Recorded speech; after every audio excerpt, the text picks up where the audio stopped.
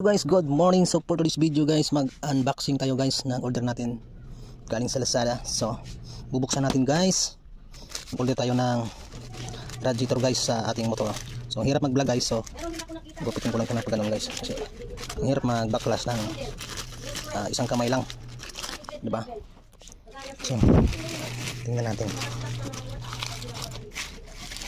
Nakita yung ano guys, cameraman. So, isang kamay lang. Ayan ito.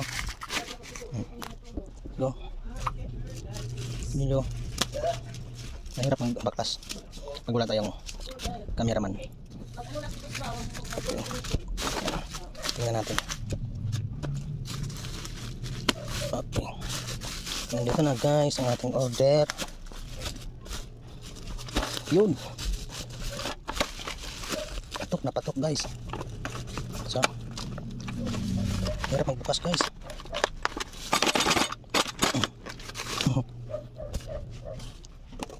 Tingnan natin. Ayan.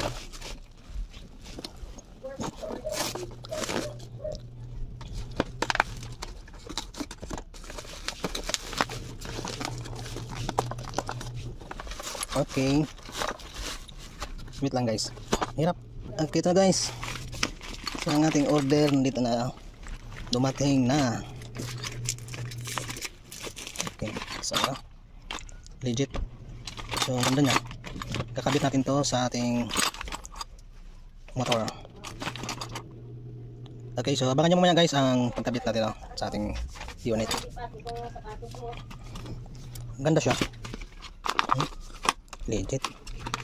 So may mga ano niya, may mga hook na siya. Okay, thank you so much Lazada Rider pa in R150. Meron siyang tatak. Tingnan natin kung saan ito nalagay. Okay, let's go guys, thank you so much. Hello guys, magandang araw. So dito po natin ilalagay ang ating radiator guys, no, sa ating rider K5. So yun guys, abangan nyo na guys, mamaya natanggal ko na kasi wala akong cameraman. Okay guys, nabaklas na natin yung guys. Ito, nabaklas na natin. Ito, ilalagay na natin to. Ayan, tulog na. Lalong tumaba, di ko mapigilan dahil